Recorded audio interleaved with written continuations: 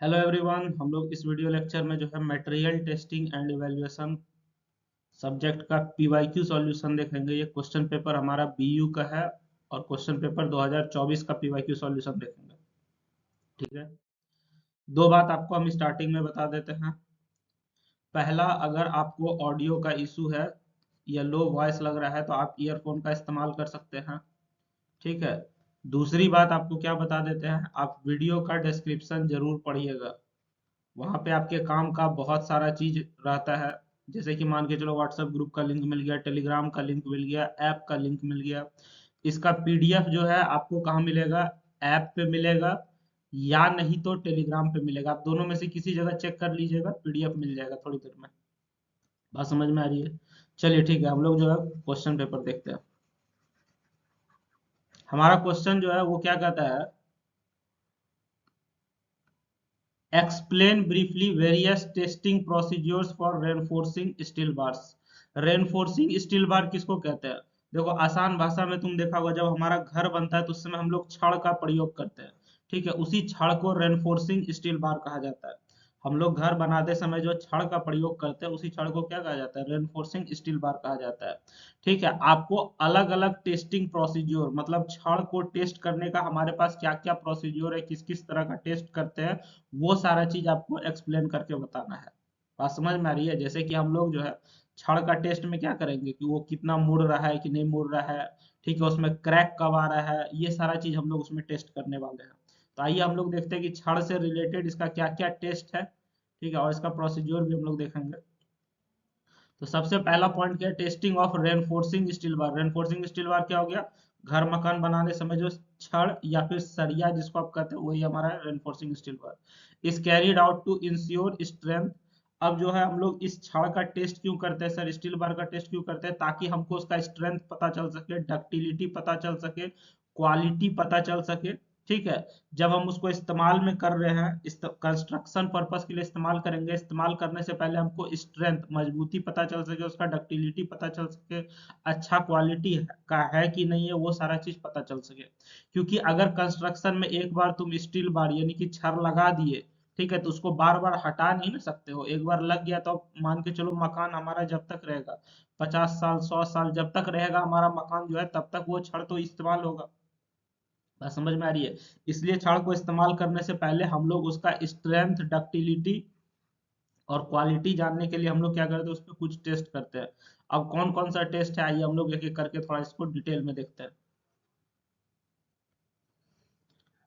Common testing procedure में हमारे पास जो सबसे पहला टेस्ट है वो क्या है सर, हमारा सबसे पहला टेस्ट है टेंसाइल टेस्ट। ठीक है, टेंसाइल टेस्ट क्या होता है sir? This test determine its yield stress, ultimate tensile strength and percentage elongation of steel bar.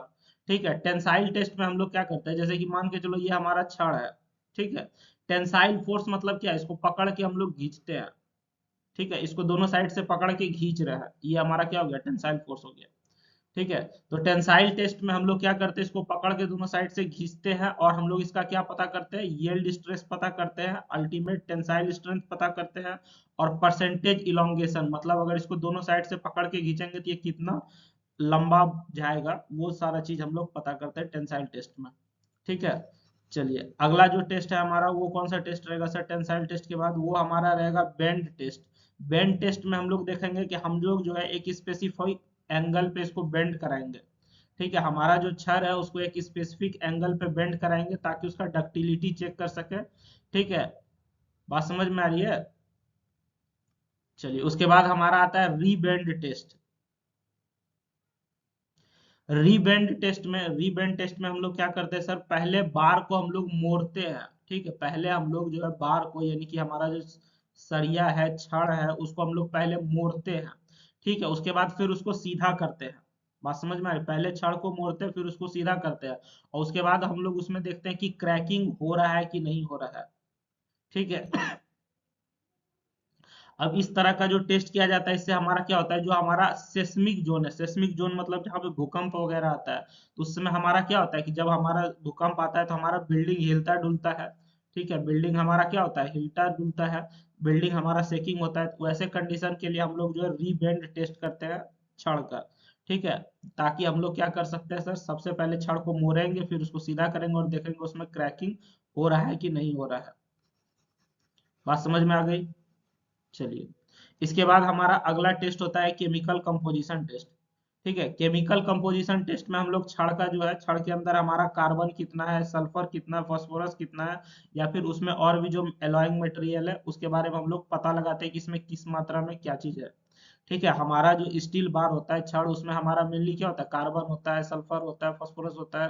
ठीक है, ये सब कितना मात्रा में क्या क्या चीज है, वो सारा चीज हम लोग उसमें पता करते हैं। चलिए, उसके बाद लास्ट में हम लोग क्या करते हैं, वेट पर मीटर टेस्ट। ठीक है, इसमें हम लोग डायमेंशनल एक्यूरेसी या कंप्लायंस चेक करते हैं स्टैंडर्ड स्पेसिफिकेशन के साथ। मतलब कि अगर हमारा मान के चलो इतना लंबा छड़ है, ठीक है, मान के चलो हमारा 1 मीटर लंबा छड़ है, तो 1 मीटर में कितना वजन होना चाहिए, 1 मीटर लंबाई के अनुसार हमारा कितना वजन होना चाहिए, वो सब चीज जो है ना आईएस कोड में लिखा हुआ होता है। ठीक है, आईएस कोड क्या होता है, एक ऐसा नियम कानून का किताब है जो कि हमारे देश में फॉलो किया जाता है, इसी के अकॉर्डिंग सारा काम आपका करेगा। ठीक है, आईएस कोड क्या होता है, एक नियम कानून का किताब है जो ये तय करता है कि कोई भी चीज में कितना क्वालिटी होगा, किसमें क्या क्या गुण होना चाहिए, वो सारा आईएस कोड तय करता है। ठीक है, तो उसमें हमारा जो है लिखा रहता है कि अगर हमारा 1 मीटर लंबा छड़ हुआ तो उसका कितना वजन होना चाहिए, वो सारा चीज उसमें लिखा रहता है। ठीक है, इसलिए हम लोग वेट पर मीटर टेस्ट भी कर लेते हैं, ताकि हमको पता चल सके कि सर क्वालिटी में कॉम्प्रोमाइज तो नहीं हुआ है। चलिए, अगला हमारा क्या है sir, what is fracture mechanics. Fracture mechanics क्या है? ठीक है, how and why fracture toughness test are performed in laboratory. ठीक है, फ्रैक्चर मैकेनिक्स क्या है ये आप हमको बताइए। देखो, फ्रैक्चर मैकेनिक्स हम तुमको आसान भाषा में समझाते हैं। ठीक है ना, फ्रैक्चर मतलब क्या होता है पहले बताओ। आप सुने होंगे कि कभी कभी जो है लोग कहते हैं कि मेरा पैर फ्रैक्चर कर गया, पैर वगैरह जो टूटता है। ठीक है, तो फ्रैक्चर में हमारा जो है क्रैक वगैरह देखने को मिलता है। ठीक है, फ्रैक्चर मैकेनिक्स में हम लोग किससे डील करते हैं, हमारा जो क्रैक हुआ वो क्रैक किस तरीके से आगे बढ़ रहा है, कितना आगे बढ़ रहा है, वो सारा चीज का डीलिंग हम लोग इसमें करते हैं। बात समझ में आ रही है? फ्रैक्चर मैकेनिक्स में हम लोग क्या डील करते हैं sir, fracture mechanics is the branch of mechanics that deals with the study of crack initiation. हमारा जो भी क्रैक शुरू हुआ, ठीक है, हमारा किसी भी मटेरियल में तुम देखोगे क्रैक बनने लगता है, तो ये क्रैक हमारा कैसे शुरू हुआ। ठीक है, इनिशिएशन मतलब क्रैक शुरू कैसे हुआ, प्रोपागेशन मतलब क्रैक शुरू होने के बाद बढ़ा कैसे, सीधा क्रैक हो गया या फिर हल्का जो है टेढ़ा क्रैक हो गया। बात समझ में आ रही है? वो सारा चीज हम लोग इसमें देखते हैं। ठीक है, उसके बाद फ्रैक्चर बिहेवियर भी देखते हैं मटेरियल्स का, जब उस पर लोड अप्लाई किया जाता है। बात समझ में आ रही है? तो फ्रैक्चर, फ्रैक्चर का मतलब क्या होता है, जब कोई भी चीज हमारा क्रैक कर जाता है उसको हम लोग क्या कहते हैं, फ्रैक्चर कहते हैं। ठीक है, कोई भी चीज जब हमारा क्रैक करता है, जैसे किसी का एक्सीडेंट में पैर टूट जाता है, कहते हैं पैर फ्रैक्चर हो गया। बात समझ में? उसी तरीके से हमारा जो मटेरियल है उसमें हमारा सर फ्रैक्चर वगैरह होता है, कब होता है, जब उस पर हम लोग लोड अप्लाई करते हैं। मटेरियल पे लोड अप्लाई करेंगे तो मटेरियल में क्या होगा, फ्रैक्चर देखने को मिलेगा, यानी कि मटेरियल में क्या देखने को मिलता है, क्रैक देखने को मिलता है। अब फ्रैक्चर मैकेनिक्स क्या है सर, कि मटेरियल में हमारा जो भी क्रैक होता है, ये क्रैक कैसे शुरू हुआ, इनिशिएशन, ये क्रैक हमारा जो है शुरू कैसे हुआ, प्रोपागेशन मतलब ये क्रैक जो है आगे कैसे कैसे बढ़ा सर, सीधा बढ़ा कि टेढ़ा बढ़ा, कैसे बढ़ा, वो हो गया। उसके बाद फ्रैक्चर का बिहेवियर। ठीक है, ये सारा चीज का हम लोग अध्ययन करते हैं। ठीक है, उसी चीज को हम लोग क्या कहते हैं, फ्रैक्चर मैकेनिक्स कहते हैं। इस सब चीज का स्टडी हमारा क्या कहलाता है, फ्रैक्चर मैकेनिक्स कहलाता है। बात समझ में आ गई? चलिए, यहाँ से हम लोग आगे बढ़ते हैं। Why fracture toughness test are perform. ये फ्रैक्चर टफनेस टेस्ट क्यों परफॉर्म किया जाता है, पहले हम लोग इस चीज को समझते हैं। ठीक है, फ्रैक्चर टफनेस टेस्ट से हमको पता चलता है कि हमारा मटेरियल के अंदर क्रैक ग्रोथ कैसा है।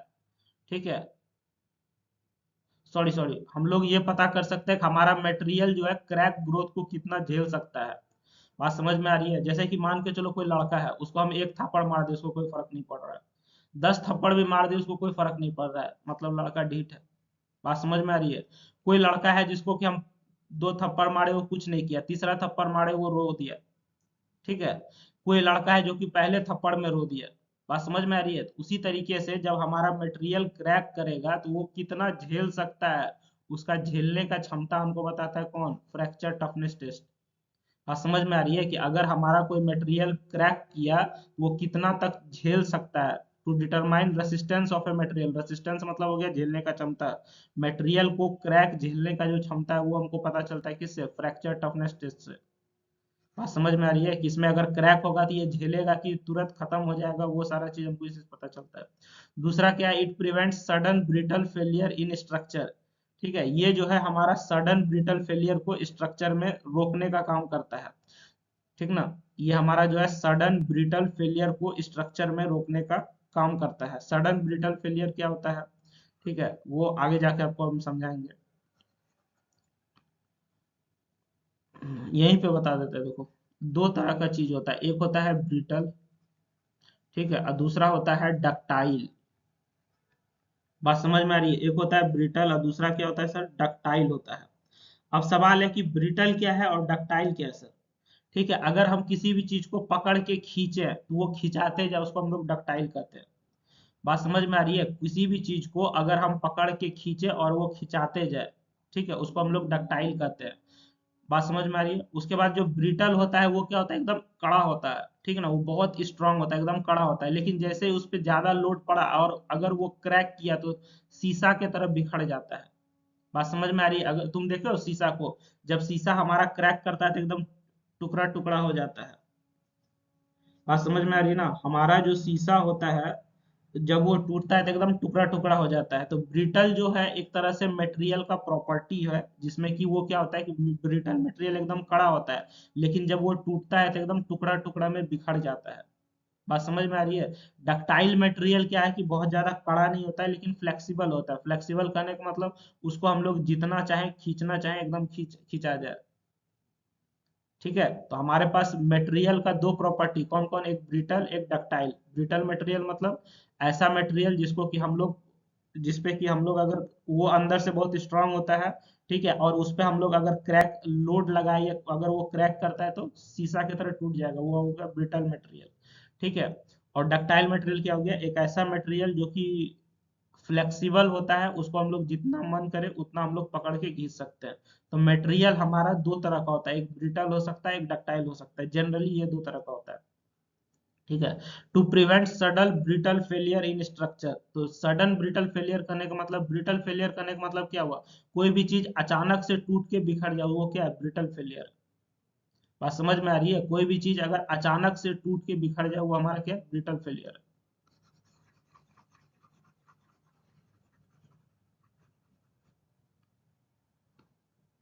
To assess safety and reliability of critical components. ठीक है, फ्रैक्चर टफनेस टेस्ट जो है इसलिए भी किया जाता है ताकि हम लोग सेफ्टी और रिलायबिलिटी जो है देख सके, जो भी हमारा क्रिटिकल कंपोनेंट्स है। क्रिटिकल कंपोनेंट्स मतलब जो भी निर्णायक वस्तु है, ठीक है, जिसपे कि हमारा पूरा लोड वगैरह टिका हुआ है, वो सब वस्तु का हम लोग जो है सेफ्टी देख सके कि ये हमारा जो है टिकेगा कि नहीं टिकेगा, ये भरोसेमंद लायक है कि नहीं है। ठीक है, to select suitable materials for structural application. हम लोग जो है जो भी स्ट्रक्चरल एप्लीकेशन है, मान के चलो हम लोग अगर घर बना रहे हैं तो उसमें हम लोग छड़ का इस्तेमाल करते हैं, गिट्टी का इस्तेमाल करते हैं। ठीक है, अगर हम लोग वो सब चीज का फ्रैक्चर टफनेस टेस्ट कर ले तो हमको ये पता चल जाएगा कि हमारा जो है मटेरियल ये हमारा जो है इस्तेमाल करने लायक है कि नहीं है। बात समझ गए। ठीक है, चलिए, अब हमारा दूसरा सवाल क्या, दूसरा इसी में पूछता है, how fracture toughness test are perform. Fracture toughness test क्यों, पहले क्या था, वाई फ्रैक्चर टफनेस टेस्ट, मतलब फ्रैक्चर टफनेस टेस्ट क्यों करते हैं। अब हम लोग क्या देखेंगे, how fracture toughness test are perform, मतलब ये करते कैसे हैं। पहले क्या था, क्यों करते हैं, अब सवाल क्या है सर, करते कैसे हैं। ठीक है, तो आइए हम लोग इसका स्टेप देखते हैं, इसको कैसे कैसे करते हैं। इसको हम लोग चार पांच स्टेप में करते हैं। पांच स्टेप में पहला स्टेप क्या है, एक स्टैंडर्ड स्पेसिमेन जो है तैयार किया जाता है। ठीक है, जिसमें हमारा प्री क्रैक होता है, उसको हम लोग तैयार करते हैं। एक standard specimen containing pre crack या नॉच, उसको हम लोग तैयार करते हैं। स्पेसिमेन तैयार कर लिए, दूसरा हम क्या करते हैं, स्पेसिमेन को सब्जेक्ट किया जाता है कंट्रोल लोडिंग में। एक टेस्टिंग मशीन के अंदर जो है हम लोग उस पर कंट्रोल लोड लगाते हैं, मतलब लोड अपने हिसाब से लगाते हैं। लोड लगाना मतलब क्या होगा, फोर्स को ही लोड कहा जाता है। किसी भी चीज पे अगर फोर्स लगा रहे हैं या फिर लोड लगा रहे हैं, दोनों एक ही चीज होता है, लगभग एक चीज होता है। ठीक है, ऐसे अंतर होता है लेकिन लगभग एक मान के चल सकते हो। तो हम लोग क्या करते हैं, हमारा जो स्पेसिमेन है उसको हम लोग टेस्टिंग मशीन में डालते हैं और उस पर हम लोग कंट्रोल्ड लोड लगाते हैं। ठीक है,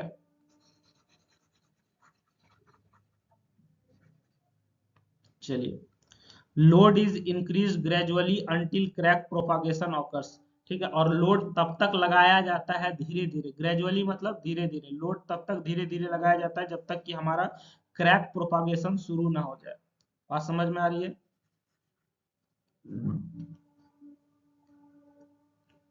उसके बाद हमारा जो है क्रिटिकल स्ट्रेस इंटेंसिटी फैक्टर को निकाला जाता है। ठीक है। Results are used in design and failure analysis of structure, जो भी रिजल्ट आएगा उसको हम लोग डिजाइन और फेलियर एनालिसिस ऑफ स्ट्रक्चर में इस्तेमाल कर लेते हैं। ठीक। चलिए आपको एक बात बताते हैं यहाँ से हम। देखिए ये जो आपका सब्जेक्ट है MT material testing and evaluation, ये हमारा प्योर टेक्निकल सब्जेक्ट है। क्या है? प्योर टेक्निकल सब्जेक्ट है। इसमें आपको जो है ना, मतलब अगर ये सोचिएगा कि हम कुछ समझ जाएं अपने लैंग्वेज में बना के लिख दें, आसान नहीं रहेगा आपके लिए। ठीक है, ये बात आपके लिए आसान नहीं रहेगा कि हम कुछ समझ के गए अपने से कहानी बना के लिख देंगे। प्योर टेक्निकल सब्जेक्ट है, इसमें आपको जो है ना सब्जेक्ट का कुछ कुछ वर्ड है उसका मतलब समझ में आना चाहिए। वो सारा टेक्निकल टर्म जो है, टेक्निकल टर्म वो आपको समझ में आना चाहिए। ठीक है, उसका मतलब समझ में आना चाहिए। ठीक है, टेक्निकल टर्म के जैसे कि मान के चलो अभी तुमको हम ब्रिटल का मतलब बताए। ठीक है, कहीं पे जो है फैटिक शब्द आ जाता है, बात समझ में आ रही है, कहीं पे क्रीप आ जाता है, या फिर और भी तरह तरह का चीज जो है बीच बीच में आते रहता है। बात समझ में आ रही है? तो वो सारा चीज का अगर तुमको मतलब समझ में आ रहा है तो तुमको सब्जेक्ट समझ में आएगा, लेकिन अगर ये सारा चीज का मतलब ही तुमको समझ में नहीं आ रहा तो सब्जेक्ट समझने में दिक्कत होगा। ठीक है, लेकिन हम अपने हिसाब से कोशिश करेंगे कि आपको आसान भाषा में पूरा पीवाईक्यू का सॉल्यूशन समझा दें, ताकि अगर आप जो है कुछ नहीं भी पढ़े हैं तो फिर भी एग्जाम में कुछ ना कुछ बना के तो लिख ही दीजिएगा। समझ रहे हैं ना? चलिए आगे बढ़ते हैं हम लोग। अगला सवाल हमारा क्या कहता है, explain the factors affecting ductile to brittle transition temperature DBTT. ठीक है, ductile to brittle transition temperature को अफेक्ट करने वाला कौन कौन सा फैक्टर है। ठीक है, ट्रांजिशन का ये सब इसका मतलब आपको हम समझाते हैं, डीबीटीटी का मतलब समझाते हैं। ठीक है, ट्रांजिशन कहने का मतलब क्या होता है? कोई भी चीज में बदलाव। ठीक ना, ट्रांजिशन कहने का मतलब क्या होता है? कोई भी चीज में बदलाव। जैसे कि मान के चलो,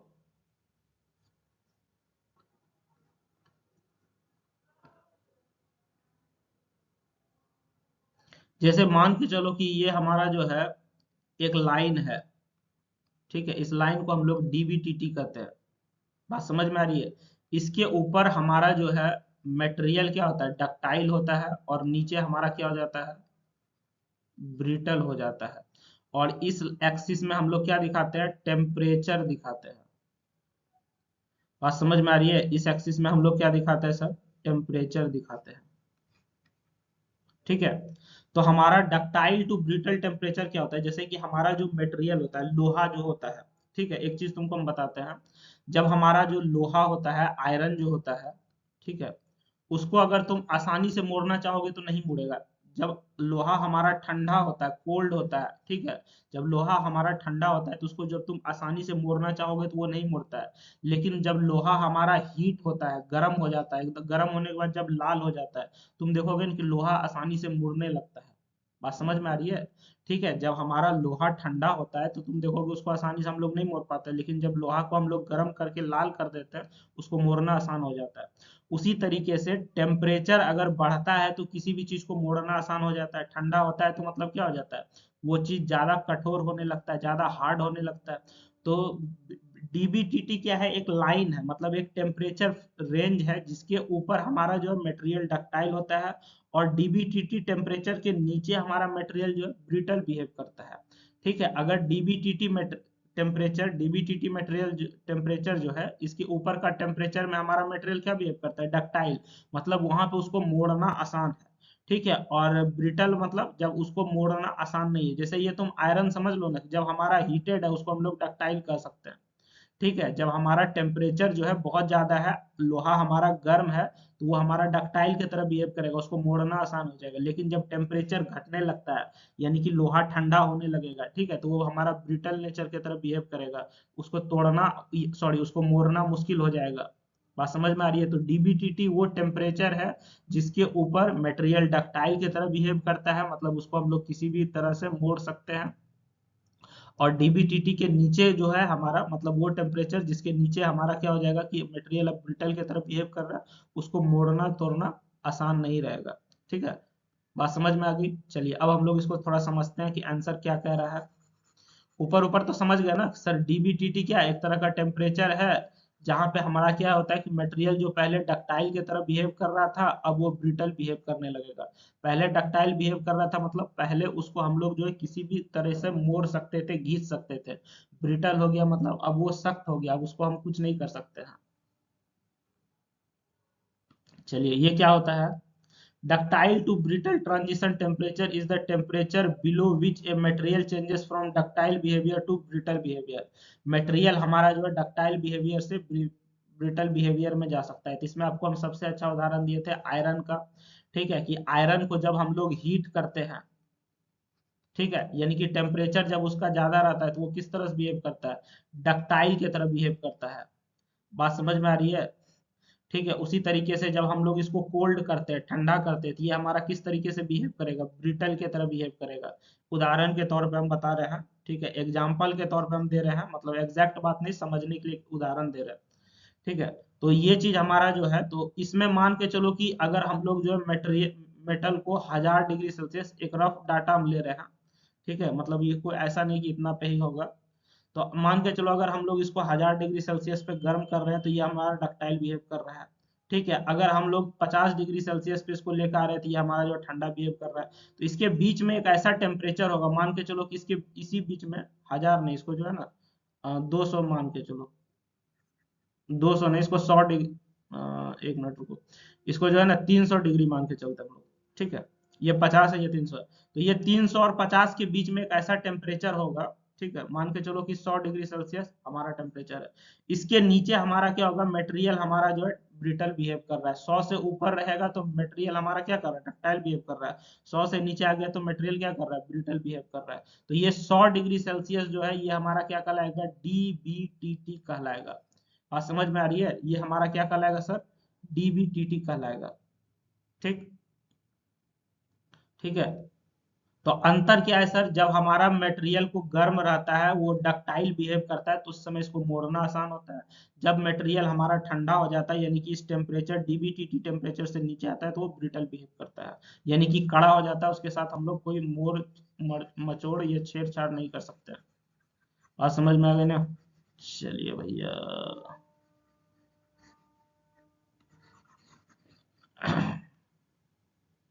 चलिए हम लोग यहाँ से देखते हैं फैक्टर्स अफेक्टिंग डीबीटीटी आर। डीबीटीटी को अफेक्ट करने वाला कौन कौन सा फैक्टर है? आइए हम लोग इसको देखते हैं। सबसे पहला हमारा जो है ग्रेन साइज है। ठीक है, fine grain material have lower DBTT and so better ductility.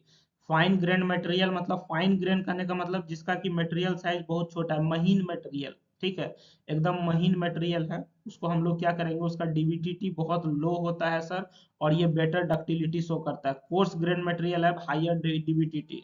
ठीक है, कोर्स ग्रेन मटेरियल करने का मतलब जो हमारा बड़ा साइज का मटेरियल सब है उसमें हमारा जो है सर हाइयर डीबीटीटी शो करता है। ठीक है, जैसे कि तुम देखोगे दो तरह का सॉइल होगा, एक होगा हमारा बालू, ठीक है, एक होगा क्ले। ठीक है, क्ले यानी कि चिकनी मिट्टी। बात समझ में आ रही है? अब बालू हो गया, बालू तो तुम जानते हो। तो सैंड हमारा जो है क्या हो जाता है? ये हमारा कोर्स ग्रेन मटेरियल है। ठीक है, और क्ले हमारा क्या है सर? फाइन ग्रेन मटेरियल है। ठीक है, यानी कि हमारा जो मटेरियल है उसमें जो ग्रेन होगा, उसका पार्टिकल जो होगा, उसका साइज अगर बहुत छोटा है तो उसको हम लोग फाइन ग्रेन कहते हैं, उसका साइज बहुत बड़ा है तो उसको क्या कहते हैं? कोर्स ग्रेन कहते हैं। समझ गए?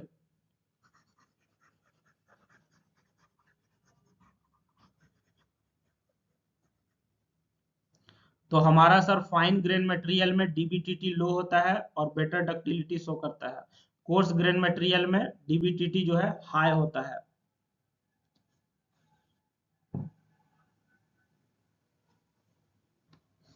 अगला हमारा है सर केमिकल कंपोजिशन। अगर हमारा कार्बन का मात्रा बढ़ेगा तो इससे हमारा डीबीटीटी बढ़ता है। एलॉइंग एलिमेंट्स जैसे कि निकल, ये क्या करता है? डीबीटीटी को रिड्यूस करता है। ठीक है, तो डीबीटीटी क्या है सर? एक टेम्परेचर है जिसके, जो कि हमारा क्या बताता है सर? डक्टाइल और ब्रिटल का चेंज बताता है। बात समझ में आ रही है? चलिए यहाँ से आगे बढ़ते हैं हम लोग। स्ट्रेन रेट का अगर बात किया जाए, increase in rate of loading increases DBTT. अगर रेट ऑफ लोडिंग आपका इंक्रीज हो रहा है तो डीबीटीटी इंक्रीज करेगा। सडन लोडिंग, अगर अचानक से लोडिंग होगा तो ब्रिटल फ्रैक्चर देखने को मिलेगा। बात समझ में आ गई? चलिए, अगला हमारा क्या है सर? टेम्परेचर। ठीक है। लो टेम्परेचर इंक्रीजेस ब्रिटलनेस, अगर टेम्परेचर कम रहेगा तो ब्रिटलनेस बढ़ेगा, हाई टेम्परेचर रहेगा तो डक्टाइल बिहेवियर बढ़ता है। ठीक है। प्रेजेंस ऑफ नॉचेज अगर बात किया जाए, sharp notches increases stress concentration, this increases DBTT. ठीक। चलिए उसके बाद हीट ट्रीटमेंट का अगर बात किया जाए, proper heat treatment refines grain if reduces DBTT and improve toughness. ठीक है। तो ये सब चीज भी आप पॉइंट देख लीजिएगा, ये प्योर टेक्निकल चीज है, हो सकता है आपको समझ में ना आए, लेकिन आपको ये सब चीज याद रखना पड़ेगा। अगर हमारा टेम्परेचर लो है तो इससे हमारा क्या होगा, ब्रिटलनेस बढ़ेगा। हाई टेम्परेचर है तो डक्टाइल बिहेवियर बढ़ेगा। ठीक ना। प्रेजेंस ऑफ नॉच का अगर बात किया जाए, अगर शार्प नॉच है तो इससे स्ट्रेस कंसंट्रेशन बढ़ता है। बात समझ में आ रही है, इससे डीबीटीटी बढ़ता है। तो ये सारा चीज आपको जो है ना ध्यान में रखना पड़ेगा। समझ गए। चलिए अगला सवाल हमारा क्या है, define structural integrity and discuss various procedures for structural integrity assessment. सबसे पहले हम लोग ये समझते हैं सर कि स्ट्रक्चरल इंटीग्रिटी क्या होता है। ठीक है। स्ट्रक्चरल इंटीग्रिटी इसका मतलब है किसी स्ट्रक्चर जैसे कि बिल्डिंग या ब्रिज की काबिलियत कि वो बिना टूटे या गिरे अपना लोड उठा सके। ठीक है। स्ट्रक्चरल इंटीग्रिटी हमारा क्या है सर, किसी बिल्डिंग या ब्रिज, इस तरह से कोई भी स्ट्रक्चर कर लीजिए, उसका एक काबिलियत है कि वो बिना टूटे गिरे कितना लोड उठा सकता है, उसको हम लोग स्ट्रक्चरल इंटीग्रिटी कहते हैं। स्ट्रक्चरल इंटीग्रिटी क्या है, is the ability of a structure to resist failure and perform safely under applied load throughout its service life. ठीक है। मतलब हमारा कोई भी स्ट्रक्चर है, कोई भी स्ट्रक्चर करने का मतलब जैसे कि बिल्डिंग हो गया या फिर पुल हो गया, ब्रिज। ठीक है। तो ये सब पे जब हम लोग लोड लगाते हैं, बात समझ में आ रही है, ये सब पे जब हम लोग लोड लगाते हैं तो ये बिना फेल हुए, ठीक है, ये बिना फेल हुए हमारा जितना लोड उठा सकता है, झेल सकता है, उसी को हम लोग क्या कहते हैं, इसका स्ट्रक्चरल इंटीग्रिटी कहते हैं। बात समझ में आ रही है। स्ट्रक्चरल इंटीग्रिटी क्या है कि इस पे जब हम लोग लोड लगाएंगे तो ये बिना फेल हुए, बिना टूटे झेले, ये जितना लोड झेल सकता है उसको हम लोग क्या कहते हैं, स्ट्रक्चरल इंटीग्रिटी कहते हैं।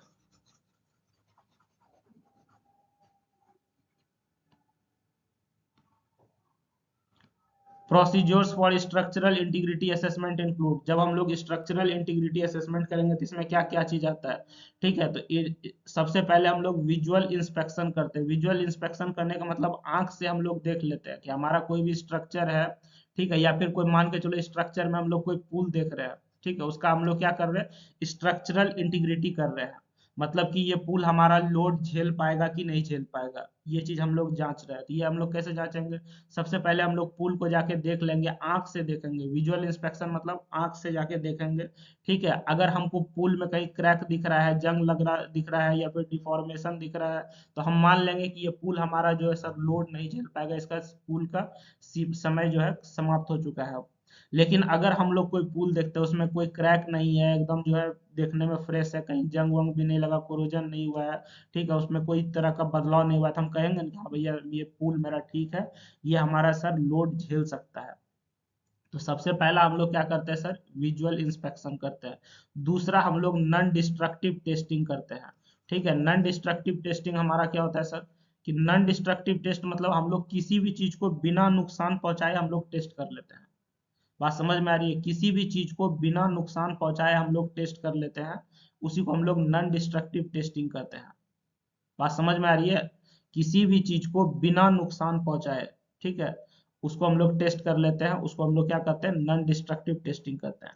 ठीक। तो अब बिना नुकसान पहुंचाए टेस्ट कैसे करते हैं सर, हम लोग जैसे कि अल्ट्रासोनिक टेस्टिंग करते हैं, रेडियोग्राफी करते हैं, मैग्नेटिक पार्टिकल टेस्टिंग करते हैं। ठीक है। देखो एक चीज तुमको बताते हैं, अभी के समय में ना एक नया टेक्नोलॉजी आया है जिससे कि तुम देखोगे डॉक्टर लोग ऑपरेशन करता है। बात समझ में आ रही है, एक नया टेक्नोलॉजी है जिससे डॉक्टर लोग ऑपरेशन करता है। तो डॉक्टर ऑपरेशन जब करता है तो उसमें उसको पेट नहीं चीरना पड़ता है, या फिर किसी भी चीज को बिना चीरे फाड़े जो है वो जो है ऑपरेशन कर देता है। बात समझ में आ रही है, मशीन से जो है बिना चीर फाड़ किए ऑपरेशन कर देता है। तो वो हमारा क्या है सर, एक तरह का नॉन डिस्ट्रक्टिव टेस्टिंग है। उसी तरीके से हम लोग सिविल इंजीनियरिंग में क्या करते हैं, कोई भी मटेरियल को बिना तोड़े फोड़े हम लोग जो है उसके अंदर का सारा चीज हम लोग जान लेते हैं, इंटरनल डिफेक्ट हम लोग पता कर लेते हैं बिना स्ट्रक्चर को डैमेज किए हुए। बात समझ में आ रही है। तो ये किया कैसे जाता है सर, अल्ट्रासोनिक टेस्टिंग से, रेडियोग्राफी से, मैग्नेटिक पार्टिकल टेस्टिंग से, ये सब के सहारे ये सब जो है टेस्ट किया जाता है। चलिए, उसके बाद हम लोग सर लोड टेस्टिंग करते हैं। एक्चुअल लोड अप्लाई किया जाता है ताकि हम लोग उसका परफॉर्मेंस चेक कर लें। उसके बाद हम लोग ये कंफर्म कर लें कि इसका लोड कैरिंग कैपेसिटी कैसा है। बात समझ गए ना। फ्रैक्चर मैकेनिक्स एनालिसिस करते हैं हम लोग कि इसमें हमारा जो है क्रैक होगा तो क्रैक कैसे ग्रो करेगा, ये वगैरह वगैरह हम लोग सर इस सब में देखते हैं। फ्रैक्चर बिहेवियर देखते हैं। इंपॉर्टेंट प्रेशर वेसल्स और ब्रिजेस के बारे में हम लोग देखते हैं सर। बात समझ गए। चलिए, फैटिग असेसमेंट करते हैं। फैटिग असेसमेंट में हम लोग क्या करते हैं, इवेल्युएट करते हैं डैमेज को, ठीक है, और देखते हैं कि ये रिपीटेड लोडिंग को कैसे रेस्पॉन्ड करता है। Essential for structural subject to cyclic loads, ठीक ना। फैटिग लोड में हमारा जो है, जहां पे हमारा किसी भी चीज पे बार बार लोड लग रहा है, साइक्लिक लोड करने का मतलब अगर किसी मटेरियल पे बार बार लोड लग रहा है तो वो हमारा कितना झेल पाएगा नहीं झेल पाएगा, वो सारा चीज का एनालिसिस हम लोग इसमें करते हैं। समझ गए ना। चलिए, उसके बाद लास्ट में हम लोग क्रीप एनालिसिस करते हैं। लास्ट में हम लोग क्या करते हैं सर, क्रीप एनालिसिस करते हैं।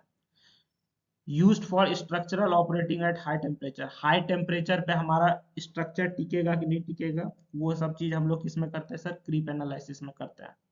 बात समझ में आ गई। तो स्ट्रक्चरल इंटीग्रिटी हम समझ गए। स्ट्रक्चरल इंटीग्रिटी क्या है सर, कि हमारा कोई भी स्ट्रक्चर जैसे कि बिल्डिंग हो गया या फिर ब्रिज हो गया, ठीक है, ये हमारा कितना लोड झेल सकता है या इसका लोड झेलने का क्या क्षमता है, वो किससे पता चलता है, स्ट्रक्चरल इंटीग्रिटी से पता चलता है। वो किससे पता चलता है सर, स्ट्रक्चरल इंटीग्रिटी से पता चलता है। अब स्ट्रक्चरल इंटीग्रिटी ये सब चीज पता करने के लिए हम लोग जो है कुछ टेस्ट करते हैं।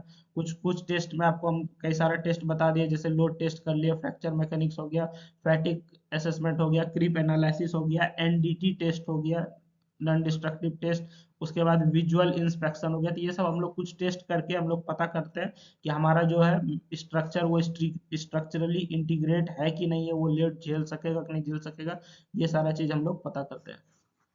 बात समझ में आ गई। चलिए, यहाँ से हम लोग आगे बढ़ते हैं। आप जो है वीडियो का डिस्क्रिप्शन जरूर पढ़िएगा भैया, वहाँ पे काम का बहुत सारा चीज है। चलिए, what is the difference between true stress strain and engineering stress strain. देखिए, दो तरह का चीज होता है। एक होता है ट्रू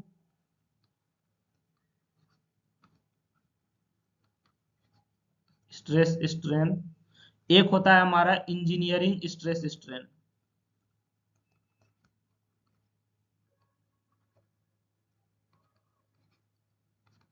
बात समझ में आ रही है। अब दोनों में अंतर क्या है सर, इंजीनियरिंग वाला जो है हमारा ज्यादा कॉमन है, ये ज्यादा इस्तेमाल होता है।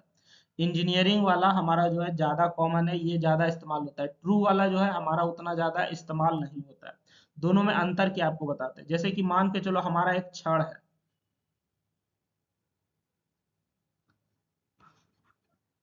ठीक है, हमारा मान के चलो ये क्या है, एक छड़ है, ठीक ना। इस छड़ का अपना कुछ लंबाई है, मान के चलो लंबाई एल है। ये छड़ का चौड़ाई भी होगा,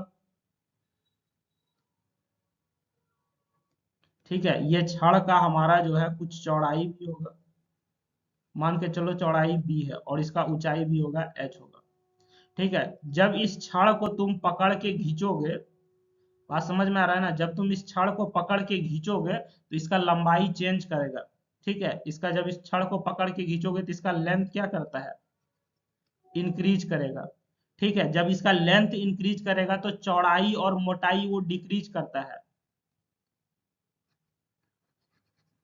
ब्रेथ डिक्रीज करेगा और हाइट डिक्रीज करेगा। बात समझ में आ रही है, हम क्या कहना चाह रहे हैं कि ये हमारा मान के चलो कोई छड़ है, छड़ को अगर हम पकड़ के खींचेंगे तो इसका लंबाई इंक्रीज करेगा, चौड़ाई और मोटाई घटता है। बात समझ में आ रही है, ठीक है। तो अब देखो, ट्रू स्ट्रेस स्ट्रेन और इंजीनियरिंग स्ट्रेस स्ट्रेन में क्या अंतर है, कि जब हम लोग जो है इसमें जो है कि जब हमारा लोड लग रहा है तो इसका एरिया क्या कर रहा है, चेंज कर रहा है। बात समझ में आ रही है। एक तो इसका ओरिजिनल एरिया होगा, एक चेंज करने वाला एरिया होगा। यहाँ पे जो एरिया निकलेगा ये हमारा क्या होगा, ओरिजिनल एरिया निकलेगा,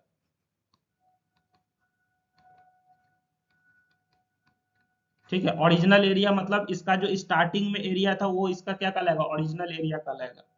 बात समझ में आ रही है। ओरिजिनल एरिया करने का मतलब इसका जो छड़ का स्टार्टिंग में एरिया था वो क्या कहलाएगा, ओरिजिनल एरिया कहलाएगा। एक हमारा क्या है सर, जब इसको हम लोग पकड़ के खींचेंगे तो इसका इंस्टेंटेनियस एरिया होगा, इंस्टेंटेनियस एरिया होगा। इंस्टेंटेनियस एरिया मतलब जब हम लोग इसको पकड़ के आधा खींच दिया, आधा खींचने के बाद जो है इसका एरिया कैसा दिख रहा है, आधा खींचने के बाद इसका लंबाई चौड़ाई मोटाई सब में चेंज आएगा ना, तो उस समय इसका एरिया कैसा दिख रहा है वो क्या कहलाएगा, इंस्टेंटेनियस एरिया कहलाएगा।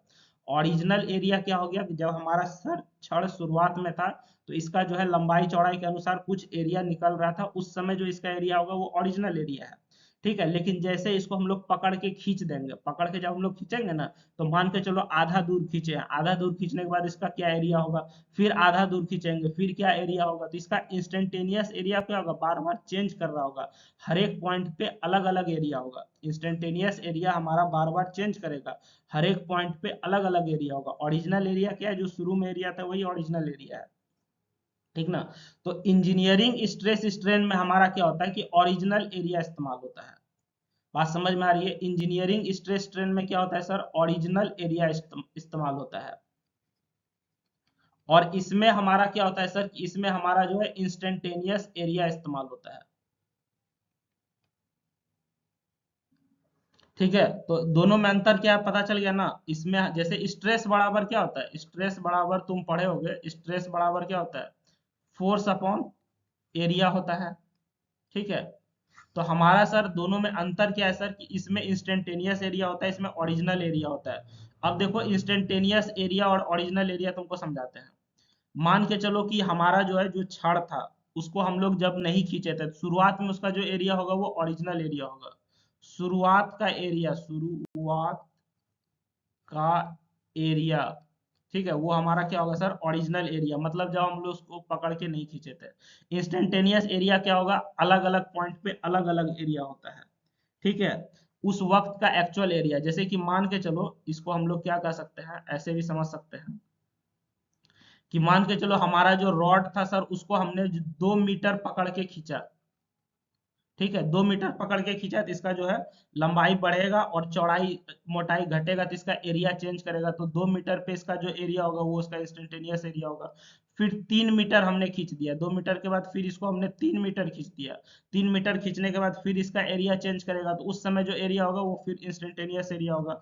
4 मीटर अगर हमने पकड़ के खींच दिया तो 4 मीटर पे फिर इसका कुछ एरिया चेंज होगा, तो वो फिर क्या देगा, इंस्टेंटेनियस एरिया देगा। लेकिन ओरिजिनल एरिया क्या है कि हमारा मटेरियल खींचने से पहले, ठीक है, जब हम उसको नहीं खींचे थे तो उस समय मटेरियल का जो एरिया था वो ओरिजिनल एरिया था। बात समझ में आ रही है। यानी कि ट्रू स्ट्रेस स्ट्रेन में इंस्टेंटेनियस इस एरिया इस्तेमाल होता है, मतलब हर एक पॉइंट पे एरिया कैलकुलेट किया जाता है, अलग अलग पॉइंट पे एरिया कैलकुलेट होता है। इंजीनियरिंग स्ट्रेस स्ट्रेन में ओरिजिनल एरिया इस्तेमाल होता है, मतलब शुरू में खींचने से पहले जो हमारा एरिया था उसी एरिया को कंसीडर किया जाता है। दोनों में यही बेसिक अंतर है। बात समझ में आ रही है। ठीक है,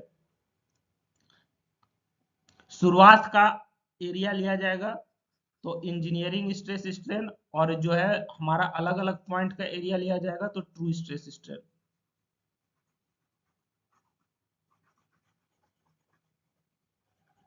चलिए, तो हम लोग इसके बीच का अंतर देख लेते हैं। सर क्या कर रहा है कि दोनों के कर्व में क्या अंतर है वो बताइए। तो कर्व के लिए हम लोग इसका क्या करेंगे, डायग्राम आपको आपको बताएंगे, फिगर ड्रॉ होगा, आपको जो है वो फिगर याद कर लेना है एज इट इज। ये रहा हमारा इंजीनियरिंग स्ट्रेस स्ट्रेन कर्व। ठीक है, ये जो फिगर है ये हमारा क्या है सर, इसमें दो तरह का कर्व तुम देखोगे। एक हमारा लाल लाइन वाला कर्व है, एक हमारा ब्लू या ब्लैक लाइन जो कहो, एक ब्लू लाइन का कर्व है। ब्लू लाइन हमारा क्या बताता है, ट्रू स्ट्रेस स्ट्रेन रिलेशनशिप दे रहा है, और लाल वाला क्या दे रहा है, हमारा इंजीनियरिंग स्ट्रेस स्ट्रेन रिलेशन दे रहा है। ठीक है, तो दोनों का कर्व में क्या अंतर है तुमको दिख जाएगा, यहाँ पे बढ़िया से दिख जाएगा। बात समझ में आ रही है। तो एक हमारा ब्लू वाला है, एक हमारा लाल वाला है। ब्लू वाला ट्रू स्ट्रेस स्ट्रेन है, और लाल वाला इंजीनियरिंग स्ट्रेस स्ट्रेन है। ये कर्व आप देख के जाइएगा, एग्जाम में आएगा तो यही ग्राफ बना के आना है, एकदम सेम टू सेम। समझ गए। आइए हम लोग देखते हैं इंजीनियरिंग स्ट्रेस स्ट्रेन कर्व क्या होता है सर। इसमें स्ट्रेस कैलकुलेट किया जाता है ओरिजिनल क्रॉस सेक्शन एरिया के अनुसार। ठीक है, अगर स्ट्रेन कैलकुलेट करना है तो इसमें ओरिजिनल लेंथ के अनुसार, मतलब उसको पकड़ के खींचने से पहले जो उसका शुरू में लेंथ था वही लेंथ हम लोग कंसीडर करेंगे स्ट्रेन के लिए। ठीक है, easier to determine experimentally, engineering stress strain determine करना आसान होता है हमारे लिए।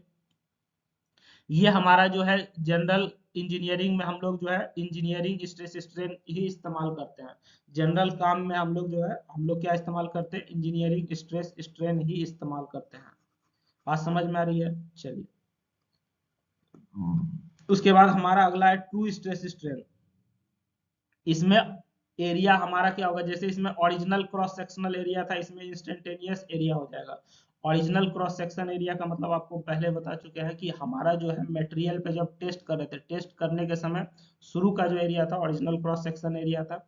इसमें क्या है कि जब हम लोग टेस्ट करना शुरू किए तो ये अलग अलग पॉइंट पे अलग अलग इसका एरिया बदलने लगा, वो हमारा इंस्टेंटेनियस एरिया। उसी तरह से इसमें लेंथ के लिए ओरिजिनल लेंथ लेते हैं, इसमें इंस्टेंटेनियस लेंथ लेते हैं। चलिए, रिप्रेजेंट्स एक्चुअल मटेरियल बिहेवियर, ये मटेरियल का एक्चुअल बिहेवियर हमको बताता है। ये हमारा जो है प्लास्टिक डिफॉर्मेशन एनालिसिस में इस्तेमाल किया जाता है। देखो एक्चुअली में हम लोग को क्या करना चाहिए, एक्चुअली में तो सर हम लोग को क्या इस्तेमाल करना चाहिए, यही करना चाहिए, ठीक है, ट्रू स्ट्रेस स्ट्रेन इस्तेमाल करना चाहिए, लेकिन इसमें माथा दर्द ज्यादा होता है। बात समझ में आ रही है? ये कहाँ इस्तेमाल किया जाता है, प्लास्टिक डिफॉर्मेशन एनालिसिस में ये जो है इस्तेमाल किया जाता है। चलिए, engineering stress strain curve is used in design code because, ये जो है आपसे सवाल ये भी पूछा है कि बताइए which is used in design code and why, design code में कौन सा इस्तेमाल किया जाता है। ठीक है, तो डिजाइन कोड में हमारा इंजीनियरिंग स्ट्रेस स्ट्रेन कर्व इस्तेमाल किया जाता है। क्यों किया जाता है, क्योंकि ये सिंपल और कंजर्वेटिव होता है, ये हमको सेफ डिजाइन वैल्यू देता है, इसमें मेजरमेंट आसान हो जाता है और ये भरोसेमंद होता है। बात समझ में आ गई? चलिए, अगला सवाल क्या है सर कि अब आपको यहाँ पे ना शॉर्ट नोट्स लिखना है, किसी चार पे शॉर्ट नोट्स लिखना है। तो सबसे पहला हमारा क्या है sir, flash point and fire point of bitumen. ठीक है, हमारा जो है बिटुमिन में फ्लैश पॉइंट और फायर पॉइंट क्या होता है। तो देखिए आपको बताते हैं, बिटुमिन क्या होता है, सड़क बनाने वाला जो दामड़ है, ठीक है, उसको हम लोग बिटुमिन कहते हैं। आप देखिएगा सड़क जो बनता है तो उसपे तुम बिटुमिन जो है काला काला बिछाया हुआ होता है, ठीक है। तो बिटुमिन को गर्म करते वक्त सेफ्टी के लिए ये चेक किया जाता है। फ्लैश पॉइंट और फायर पॉइंट जो है, फ्लैश पॉइंट और फायर पॉइंट ये कब चेक किया जाता है सर, जब हमारा बिटुमिन गर्म किया जाता है। ठीक है, गर्म करते वक्त जो है इसको चेक किया जाता है। तो फ्लैश पॉइंट क्या है पहले ये समझते हैं, फ्लैश पॉइंट क्या है सर। फ्लैश पॉइंट वो सबसे कम टेम्परेचर जब बिटुमिन के धुएं यानी कि वेपर जो है आग की सिर्फ एक चिंगारी से दिखने पर तुरंत बुझ जाए। देखिए फ्लैश पॉइंट क्या होता है, इसको अच्छे से समझिएगा फिर से। फ्लैश पॉइंट क्या होता है, वो सबसे कम से कम टेम्परेचर, ठीक है, फ्लैश पॉइंट हमारा क्या सर, कम से कम टेम्परेचर जब बिटुमिन का धुआं यानी कि उसका वेपर, ठीक है, वेपर में एक चिंगारी उठे और फिर आग तुरंत बुझ जाए। बात समझ में आ रही है? वो सबसे कम से कम टेम्परेचर जब बिटुमिन का जो वेपर है उसमें जो है एक चिंगारी उठे और वो तुरंत बुझ जाए, वो फ्लैश पॉइंट है। और फायर पॉइंट क्या है सर, फायर पॉइंट क्या होता है कि वो टेम्परेचर जब बिटुमिन आग पकड़ ले और कम से कम 5 सेकंड तक जलते रहे, ठीक है, वो हमारा फायर पॉइंट होता है। और आपको एक बात बता देते हैं, फायर पॉइंट हमेशा फ्लैश पॉइंट से ज्यादा होता है, फायर पॉइंट का वैल्यू फ्लैश पॉइंट से ज्यादा होता है। तो आइए हम लोग देखते हैं, flash point is the lowest temperature at which bitumen emits vapour that ignite momentarily when exposed to flame. बात समझ में आ रही है? मोमेंटरली मतलब एक बार जलेगा फिर तुरंत बुझ जाएगा। वो लोएस्ट टेम्परेचर जब हम लोग बिटुमिन को क्या करेंगे, बिटुमिन का वेपर को हम लोग जलाने का कोशिश करेंगे, ठीक है, तो एक बार जलेगा फिर तुरंत बुझ जाएगा। यानी कि फ्लैश तो समझते हो ना, जो एक बार चमकता है फिर बुझ जाता है। क्या फोटो खींचते समय हमारा मोबाइल का फ्लैश जैसे कैसे चमकता है, एक बार चमका फिर बुझ जाता है।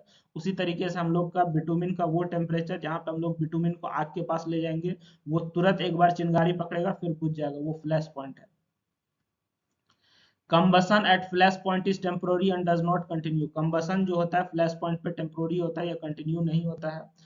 फायर पॉइंट वो टेम्परेचर होता है जब बिटुमिन वेपर जलता है और कम से कम 5 सेकंड तक जलता है। बात समझ में आ रही है? फ्लैश पॉइंट क्या है, फ्लैश पॉइंट पे एक चिंगारी जलता है फिर तुरंत बुझ जाता है। फायर पॉइंट पे क्या है सर कि वो जलता है और कम से कम 5 सेकंड जलता है। Fire point is always higher than flash point, fire point हमेशा फ्लैश पॉइंट से ज्यादा होता है। This test indicate safe heating temperature of bitumen, ये बिटुमिन का सेफ हीटिंग टेम्परेचर बताता है। ये सब जो टेस्ट है ना, फ्लैश पॉइंट और फायर पॉइंट, ये बिटुमिन का सेफ हीटिंग टेम्परेचर बताता है। ये किसके लिए इंपॉर्टेंट होता है sir, fire hazard during road construction, road construction के समय आग ना पकड़ ले, उसके लिए हम लोग ये सब चीज का टेस्ट करते हैं। चलिए, अब हमारा अगला क्या है, एनिलिंग ऑफ ग्लास। देखिए एनिलिंग कैसे किसको कहते हैं पहले ये समझते हैं। ठीक है, हम लोग ग्लास को जो है ग्लास को बनाने के बाद उसको दोबारा गर्म करके धीरे धीरे ठंडा करते हैं, स्लो कूलिंग करते हैं। ठीक है, हम लोग क्या कर रहे हैं, ग्लास को बनाने के बाद उसको हम लोग जो है क्या कर रहे हैं हम लोग सर, देखिए एनिलिंग क्या है कि हम लोग ग्लास को बनाने के बाद उसको हम लोग क्या करते हैं, दोबारा गर्म करके धीरे धीरे ठंडा करते हैं, यानी कि स्लो कूलिंग करते हैं, दोबारा गर्म करके धीरे धीरे ठंडा करते हैं, स्लो कूलिंग करते हैं। इस प्रोसेस को एनिलिंग कहते हैं। ठीक है, इस प्रोसेस को क्या कहते हैं, एनिलिंग करते हैं। अब सवाल है कि ये क्यों करते हैं, ताकि ग्लास के अंदर का जो इंटरनल स्ट्रेस है खत्म हो जाए। ठीक है, अगर ये नहीं करेंगे तो ग्लास थोड़ी सी चोट लगने पर भी टूट जाएगा। बात समझ में आ रही है, समझ गए ना। तो चलिए हम लोग एनेलिंग का समझ जाते हैं। एनेलिंग में हम लोग क्या करते हैं sir, is the process of slow and controlled cooling of glass. It is done to remove internal stress develop during manufacturing. ठीक है, glass is reheated below its softening temperature and cooled gradually, यानी कि अभी आपको हम बोले ना धीरे धीरे इसको ठंडा करते हैं ताकि वो जो है इसका मजबूती बना रहे।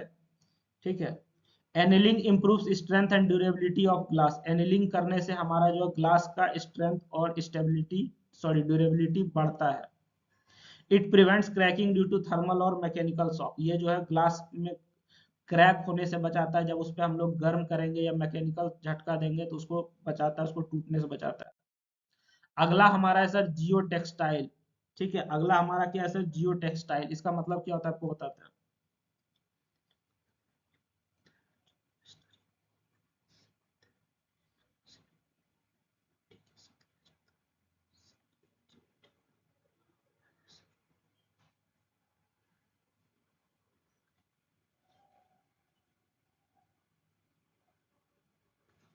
जियो टेक्सटाइल हमारा क्या होता है, टेक्सटाइल मतलब होता है कपड़ा। ठीक है, बात समझ में आ रही है, टेक्सटाइल का मतलब क्या हो गया, कपड़ा। तो ये हमारा जो है एक तरह का सिंथेटिक कपड़ा होता है।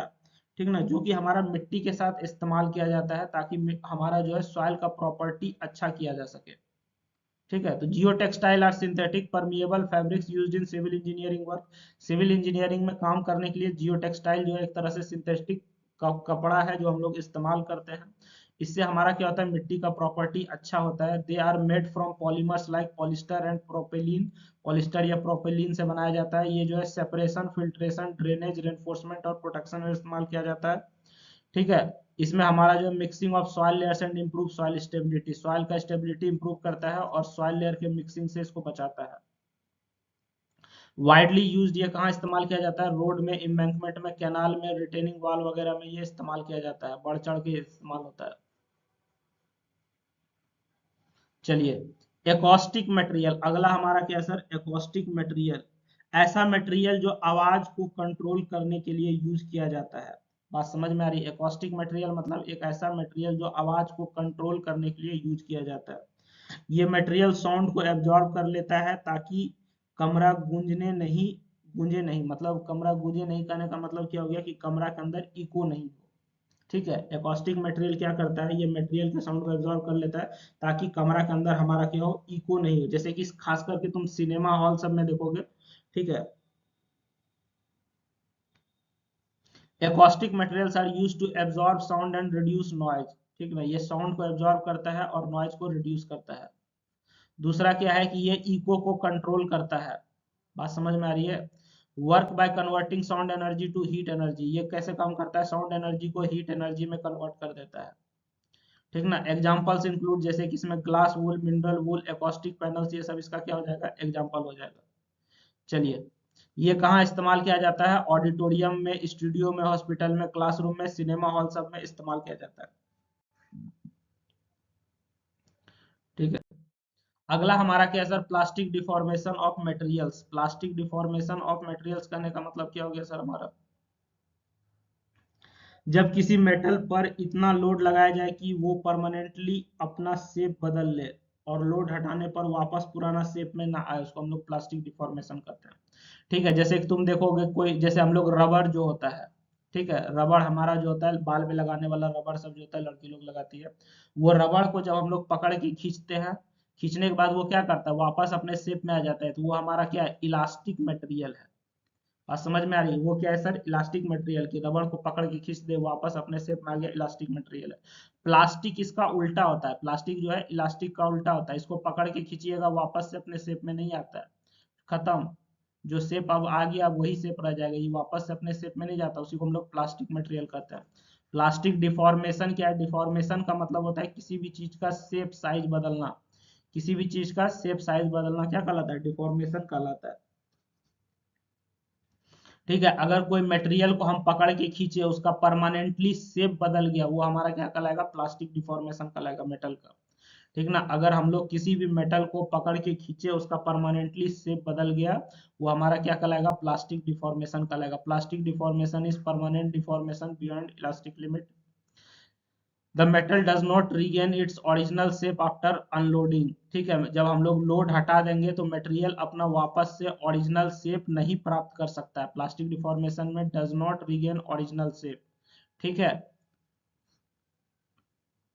चलिए, ये हमारा किसके वजह से होता है, movement of dislocation of crystal structure की वजह से होता है। ये हमारा जो है मेटल फॉर्मिंग प्रोसेस, जैसे कि रोलिंग और फॉर्जिंग में इस्तेमाल किया जाता है। मेटल फॉर्मिंग ये तुम वर्कशॉप में पढ़े होगे, रोलिंग क्या होता है, फॉर्जिंग क्या होता है, ये सब वहां पढ़ना था। चलिए, एक्सेसिव प्लास्टिक डिफॉर्मेशन की वजह से आपका क्या हो सकता है, फेलियर हो सकता है। समझ गए? तो अगला हमारा क्या है, ग्राफीन। ठीक है, ग्राफीन क्या होता है, ये कार्बन का एक नया और स्पेशल रूप है जो सिर्फ एक एटम जितना पतला होता है, यानी कि 2D मटेरियल होता है। ग्राफीन क्या है सर, ये कार्बन का यह एक नया और स्पेशल रूप है जो कि सिर्फ एक एटम जितना पतला होता है। ठीक है, इसका खासियत क्या आपको पता है, ग्राफीन का क्या खासियत है, ये दुनिया का सबसे स्ट्रॉन्ग मटेरियल में से एक है। ठीक है, ये दुनिया का सबसे स्ट्रॉन्ग मटेरियल में से एक है और ये हल्का बहुत होता है। बात समझ में आ रही है? तो ग्राफीन जो है बहुत हल्का होता है और बहुत मजबूत भी होता है। Graphene is a single layer of carbon atoms arranged hexagonically. It is extremely thin strong and lightweight, ये जो है बहुत ही पतला, स्ट्रॉन्ग और लाइट वेट होता है। इसमें इलेक्ट्रिकल और थर्मल कंडक्टिविटी बहुत हाई होता है। बात समझ में आ रही है? ये एक्सीलेंट फ्लेक्सिबिलिटी और ट्रांसपेरेंसी देता है हमको। ये जो है इलेक्ट्रॉनिक्स, बैटरीज वगैरह में या कंपोजिट मटेरियल वगैरह में ये इस्तेमाल किया जाता है। बात समझ गए ना? तो चलिए, यहाँ से हमारा जो है ये पार्ट समाप्त हो गया। आई होप कि आपको हमने बहुत अच्छे समझाने का कोशिश की, आपको समझ में अभी आया होगा, लेकिन फिर भी अगर कुछ डाउट रह जाए तो आप हमसे कमेंट, चैट, कॉल, व्हाट्सएप जैसे भी हो पूछ सकते हैं। ठीक है, वीडियो को अच्छा लगे तो ज़्यादा से ज़्यादा दोस्तों को शेयर कीजिए, ठीक ना। लेकिन आपको क्या करना है ना, अगर इस सब्जेक्ट पे कमांड बनाना है तो बहुत सारा जो टेक्निकल टर्म है, ठीक है, जो भी आपको हम बोले हैं उसको थोड़ा पढ़ लीजिए, समझ लीजिए, आपको आसान लगेगा। ठीक है, ये लैंग्वेज पेपर तो है नहीं कि कुछ भी समझ गए कुछ भी बना के लिख देंगे।